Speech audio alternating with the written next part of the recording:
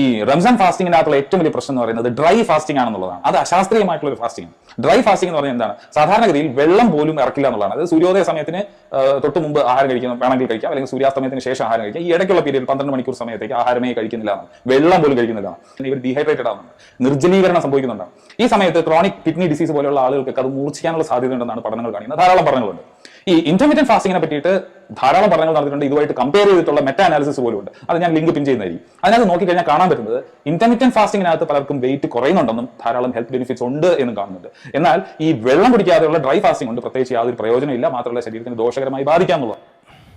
യഥാർത്ഥത്തിൽ ഇയാൾ പിൻ ചെയ്യും എന്ന് പറഞ്ഞ പഠനമാണ് നമ്മളിവിടെ കാണിച്ചിട്ടുള്ളത്. ആ പഠനത്തിൻ്റെ ഹെഡിങ് വായിച്ചു നോക്കിയാൽ അതിൽ മനസ്സിലാകും. അതിൽ പറഞ്ഞിട്ടുള്ളത് 2 തരത്തിലുള്ള ഇൻ്റർമിറ്റൻറ്റ് ഫാസ്റ്റിംഗ് ഉണ്ട്. അതിലൊരു ഇൻ്റർമിറ്റൻറ്റ് ഫാസ്റ്റിംഗ് ആയിട്ട് അവർ ആ ഗവേഷകർ റമദാൻ നോമ്പിനെ എണ്ണുകയാണ്. റമദാൻ നോമ്പിനെ ഒരു തരം ഇൻ്റർമിറ്റൻറ്റ് ഫാസ്റ്റിംഗ് ആയിട്ടും റമദാൻ നോമ്പ് അല്ലാത്ത മറ്റൊരു തരം ഇൻ്റർമിറ്റൻറ്റ് ഫാസ്റ്റിംഗ്, ഇത് രണ്ടിനെയും അവർ താരതമ്യം ചെയ്യുന്നത്.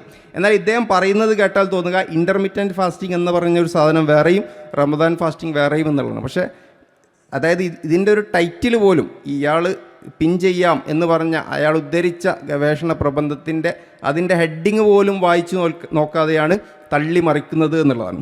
അപ്പം ഒരു ലേഖനം ഉദ്ധരിക്കുകയും ഗവേഷണ ലേഖനം ഉദ്ധരിക്കുകയും അതിൻ്റെ ഹെഡിങ് പോലും വായിക്കാതെ അത് ഇസ്ലാമിനെതിരെ എന്തെങ്കിലുമൊക്കെ കൊണ്ട് പറഞ്ഞുകൊണ്ടിരിക്കുക എന്നുള്ളതാണ്. അതിൽ അയാൾ പറയുന്നതിന് നേരെ എതിരാണ് അതിൻ്റെ ഹെഡിങ് പോലും പറയുന്നത് എന്നുള്ളതാണ്. ഇനി ഇദ്ദേഹം പറഞ്ഞിട്ടുള്ള ആ ഒരു സംഗതി, ഇനി പിന്നെ റമദാൻ നോമ്പ് കൊണ്ട് ഒരു ഗുണവുമില്ല, വേറെ തരത്തിലുള്ള ഒരു ഇൻ്റർമിറ്റൻറ്റ് ഫാസ്റ്റിംഗ് കൊണ്ട് എന്തൊക്കെയോ ഗുണമുണ്ട് എന്നാണ് അദ്ദേഹം പറയുന്നത്. ഇനി അദ്ദേഹം തന്നെ ഉദ്ധരിച്ച ഈ പഠനത്തിൽ പറയുന്ന കാര്യം എന്താണ് എന്ന് വായിച്ചു നോക്കാം.